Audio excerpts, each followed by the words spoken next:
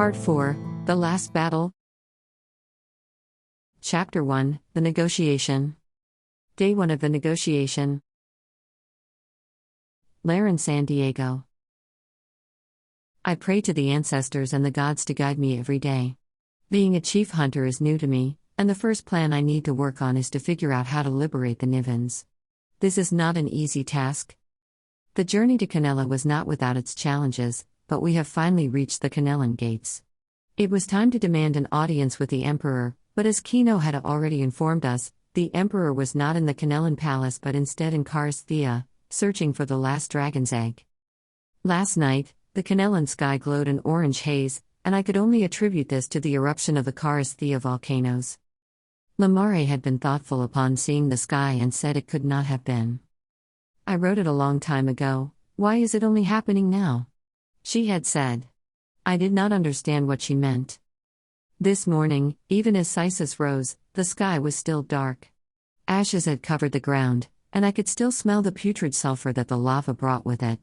Indeed, the volcanoes have erupted, and I could only hope that the children were able to escape it. They're here! Lamare exclaimed joyfully. And then I saw the children following from behind her.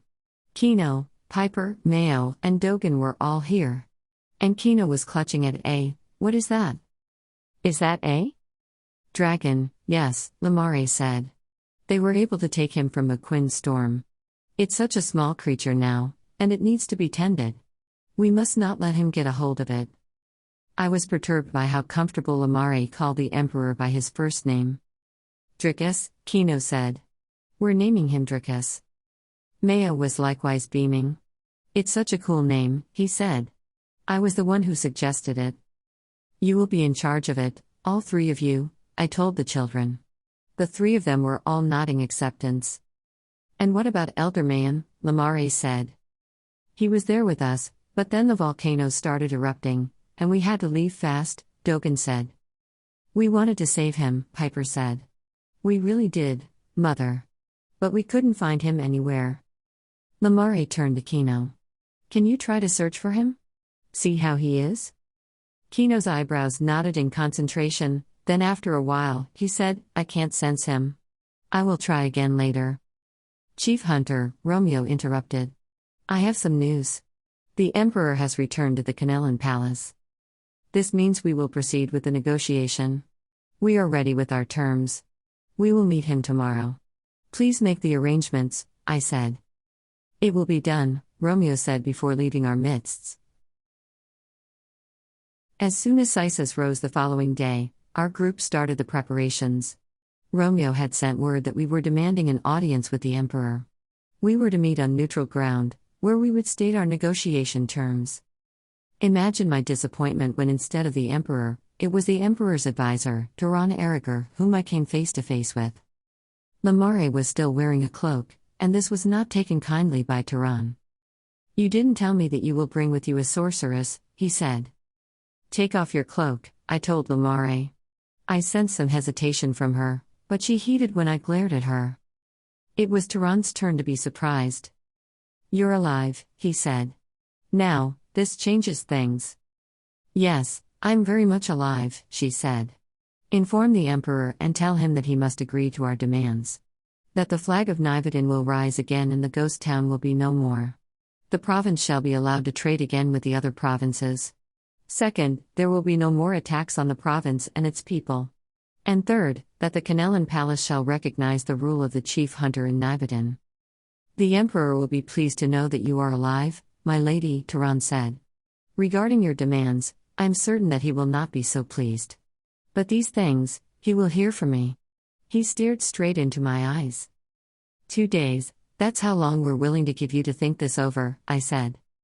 And if there's no word in 2 days? Turan asked. Then Kanelan will acquaint itself with the wrath of Nivedin, I said unflinchingly. Very well then, Turan said. The Emperor wishes to let you know that there are tens of thousands of men surrounding the Kanelan Palace ready to defend it from anyone who seeks to wreak havoc within and outside of the palace walls. And thousands more are being gathered from all over Akea because of this measly threat of yours. He paused. He paused as though surveying the number of soldiers that came with the Nivens. And how many are you again? His gaze fell on the odd combination of men, women, and children who were gathered everywhere to fight. An odd lot. 1,000, perhaps? How long do you think your people could last should a battle ensue? If there is no freedom and recognition for us, then it is as good as being dead, I said. You can continue hiding in Ghost Town, continue with your tirade, hide as ghosts, frighten the children, he said with a sneer. But that would mean that you and your people will still be living. Rather than bloodshed, this is my advice to you. When the Emperor rejects your demands, which I have no doubt he will, go home before he enslaves every one of you. My jaw tightened, but I had readied myself for this. There was no trace of fear in my voice when I spoke next. The only reason we stand here today is that we fully understand the risk of doing so. If we have nothing to live for, there is nothing to be afraid of. We will wait for you here at the same time tomorrow. Should the Emperor come to a decision regarding our demands, I trust you would at least send someone to speak to us about it immediately. With that, we turned around and vanished. The Emperor's advisor, Taran Eriger, seemed to be surprised to find you alive, I began. The Emperor believes that I died because he killed me, Lamare replied. Yes, I believe that's what I've heard, but I wasn't able to ask the children for details. You see, they were gone before I got the chance to talk to them. I blushed slightly after remembering how the children under my care were able to escape me.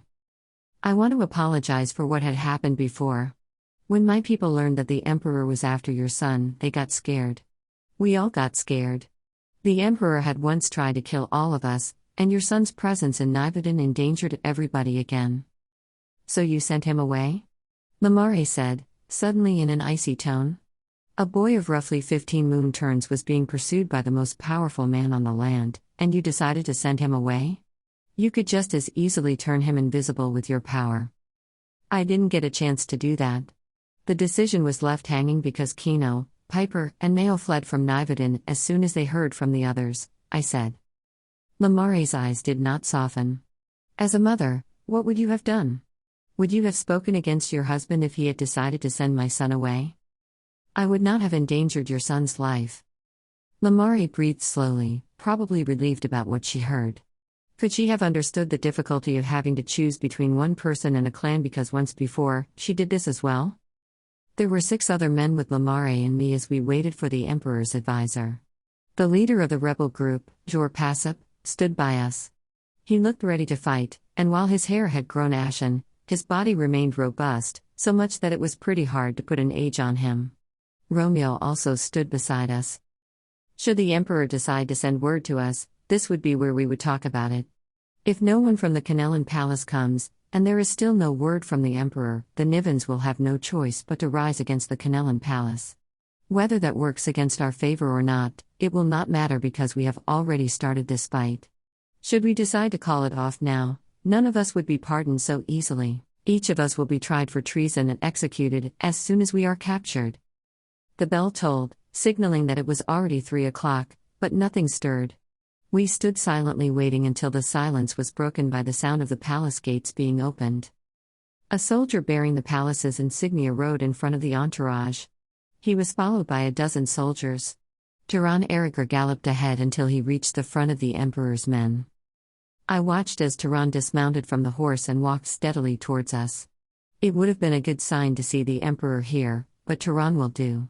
At least it means that we had been taken seriously by the Empire. The Emperor demands that Lamare Amark be surrendered to him, Taran started. And for that, His Grace is willing to trade your lives. No one will die here even though you are all guilty of treason. Instead, you will be sent to Karasthea. Should you perish, the palace will not aid you. Should you flourish, the palace will disregard you. You will be given a new home, but you are forbidden to attack the rest of Akea. These are his commandments. Lamare gasped. Her being here seemed to have done more damage than help in the negotiations. We do not accept his terms, I said. And you expect him to accept yours, is it? For rebelling against him, his response seemed to me as more generous than what I had expected. I was hoping that the leaders would at least be guillotined. He paused. But His Grace is ever benevolent and forgiving. You either accept his orders or decline. But be forewarned. If you do not accept his terms, there will be bloodshed, and whatever remains of your number, no matter how trained they are, would find death in the hands of the Emperor's men, he sneered. He continued, and have you forgotten the tree runners?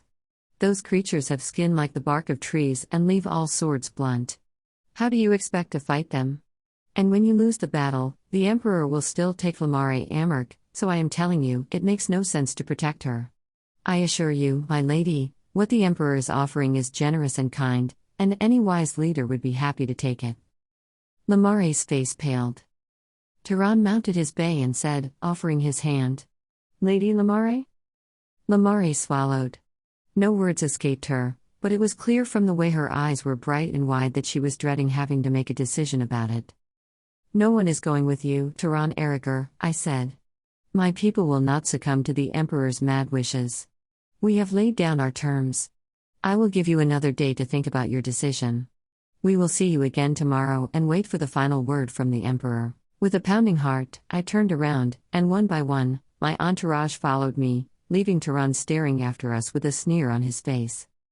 There is no way this will not result in bloodshed unless you accept the Emperor's demands.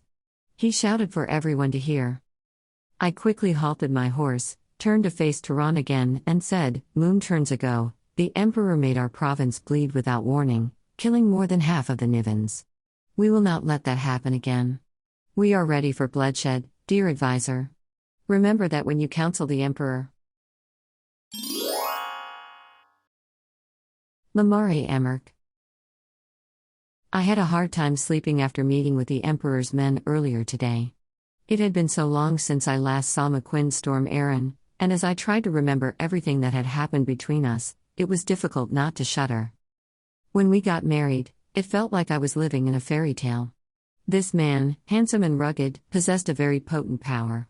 He was someone who could craft storms, which could make the trees dance by controlling the wind. He was someone who could relieve long stretches of drought because he could command rain to fall in torrents by will. But all of this admiration was short-lived. In the first few months that we were together, I witnessed his strong desire to rise further in power. While it was true that my father, Northsam Mendel Amark, had been fond of wind and had even spent an awful lot of time with him alone, I had nevertheless been reluctant to trust my husband fully. The time when he conquered my power and made me write myself off Aking's memory still sends chills all over my body. McQuinn's storm Aaron was such a powerful man, and his descent into vileness had plummeted at such velocity without me beside him. What happened to Solarin Douglas, though? I specifically ensured that the lady would not fall prey to darkness. I had written it a long time ago, and I had seen how the little fires burned off my writing to assure me that what I had written about her would come true. Wind, though, was such a stubborn man, and I had feared that no amount of goodness nor willpower would be able to overcome him. Solarin could have become another one of his entourage with little or no power to influence him. I wondered if this was the battle I was preparing myself to face? To come face to face with my husband, and then, what next? Supposing that the Nivens could outsmart Wind and his men, what comes after? The Nivens would be freed from the Emperor's rule, but was that all I hoped for? Or was I wishing somehow to regain my right to rule Akea? How would I do that without anyone remembering my heritage? While it was true that I think about it, there is my son now. Do I want him to rule Akea in the future? The gods know that he certainly has the right to do so, but would it be wise for a mother to wish for her son, especially now that my father Northsam is gone? There is no one to guide Kino aside from myself. What troubles me is knowing that I may not be enough to help him rule Akea. An option would be to ask someone, perhaps one of the generals, to rule Akea. Maybe this could be a better alternative. But what guarantee would I have that whoever would replace Wind would not turn out to be the same monster he had become? If father were still alive, he would know what to do. But with him gone, would Laren be interested in taking the throne? Will the provinces unite under her? Or will it just be another divisive spark across Akea? Perhaps I should no longer meddle with politics. What would father say if he had known that even from within the rebellion that I was supporting, I still was uncertain if I wanted to take back the throne that was rightfully mine? There were many thoughts running inside my head, and I pushed them all away to focus on the issue at hand, Wind's demand for me to surrender to him. I may have many uncertainties, but surrendering to him was not one of them. 2 days were not enough to come to an agreement with the Emperor. Hence, another day was agreed by the two parties to further discuss the points of the negotiation. On this day, Wind met us. Duran Erriger accompanied him, and so did Salar and Douglas. Saul's eyes were bulging as she eyed me carefully. "So it is true," the Emperor said. "You are alive. You owe me more than a moon turn of service. For your desertion, I can easily command the soldiers to take you, but I won't do that, but rather, I am here, asking you nicely to come back." My body grew rigid. I was a short woman, but with the way my body had straightened, it seemed as though I had added another half-foot to my height. And when I spoke, I heard the iciness that I thought had long been gone. "When you failed to murder me, Your Highness, all ties I had with you were broken," I said. The Emperor's face darkened. "There's no point trying to avoid me, Lamare, because there can only be one end to this farce. What do you think about this outrageous rebellion rising against the Kanelan Palace? Do you think that they have a chance against my empire? And what are you doing standing behind them?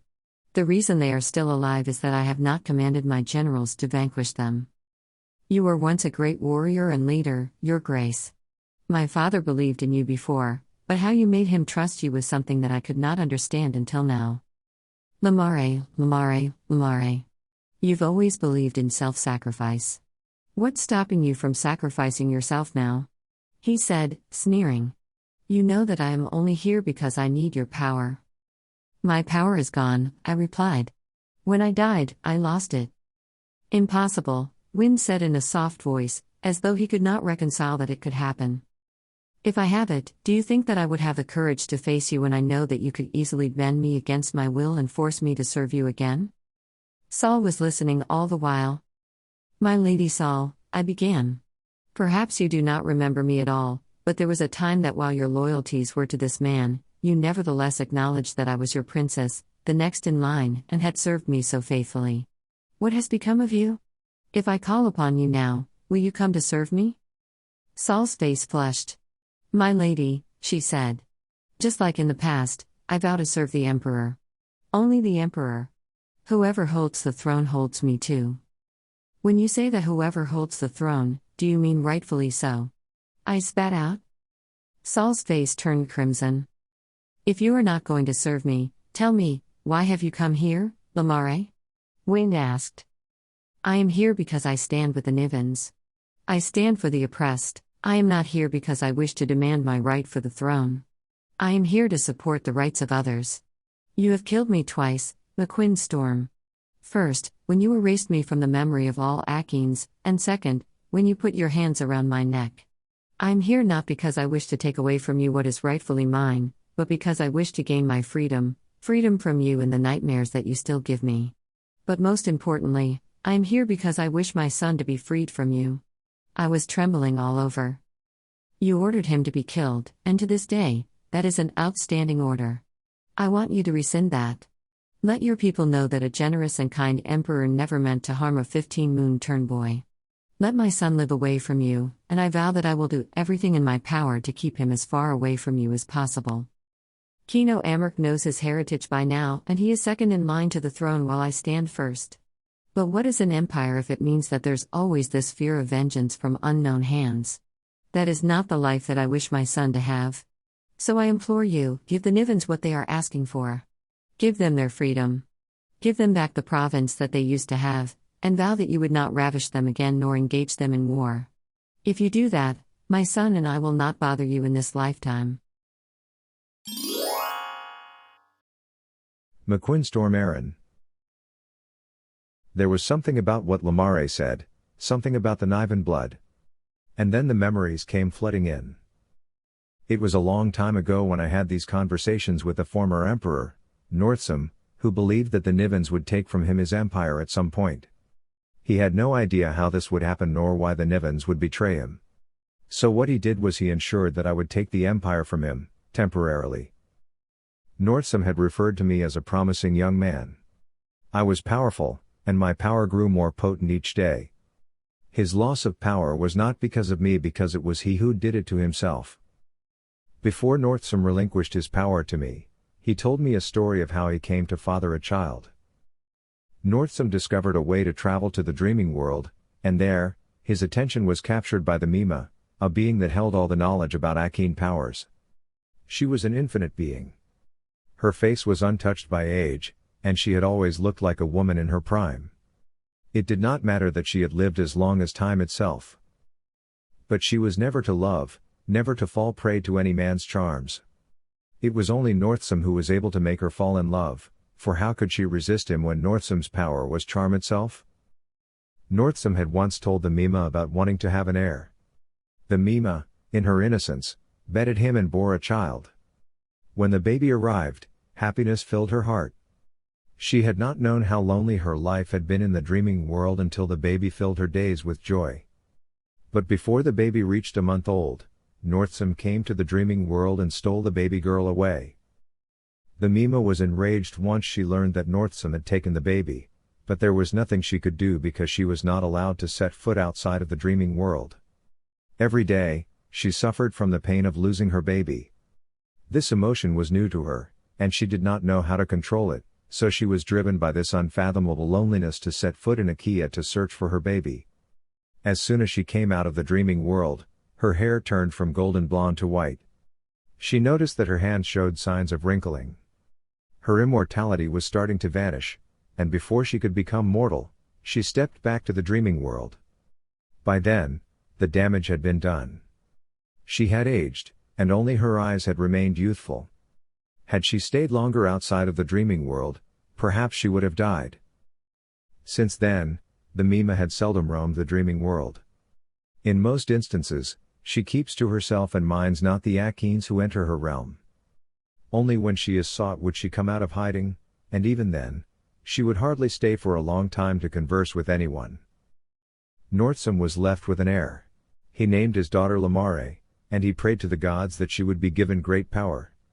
He was afraid that she would stop aging at some point because that was how the Mima had been, but because Lamare crossed the barriers of the dreaming world and Akea, she no longer held the immortality that she could have inherited from her mother. Northsam raised her like any child. There was nothing special about her, or so he thought, up until that day when Northsam learned about his daughter's power. She was the scribe of destiny, a power that suited her well for being the daughter of the dreaming world's only living oracle. Now, after Northsam relinquished his power to me, he went all over Akea to understand what Micromanya's prophecy meant because the former emperor did not want to lose his empire to the Nivens. He was searching for a way to counter the prophecy, but he could not figure a way out of it.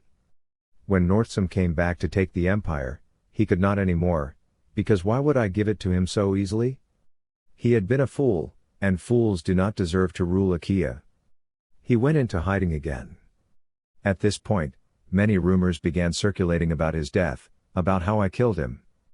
People believed him to be gone, and there was nothing he could do any more about it. All those memories beckoned at me, taunting me.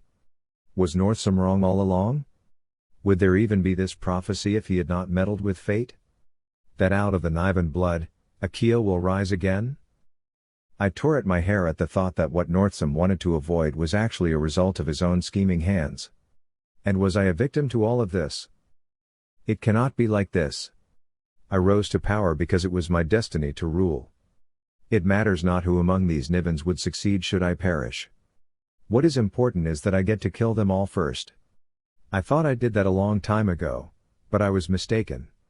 I would do it again, and this time, there will be no room for mistakes. I do not remember fleeing the scene of the negotiation, but Saul would later tell me that I had started screaming at everyone before flying away from them, striking lightning at everyone that I passed.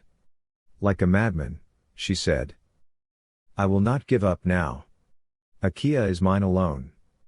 No Niven will ever take my empire. Let Lamare die. Let Kino die. Let all the Nivens die.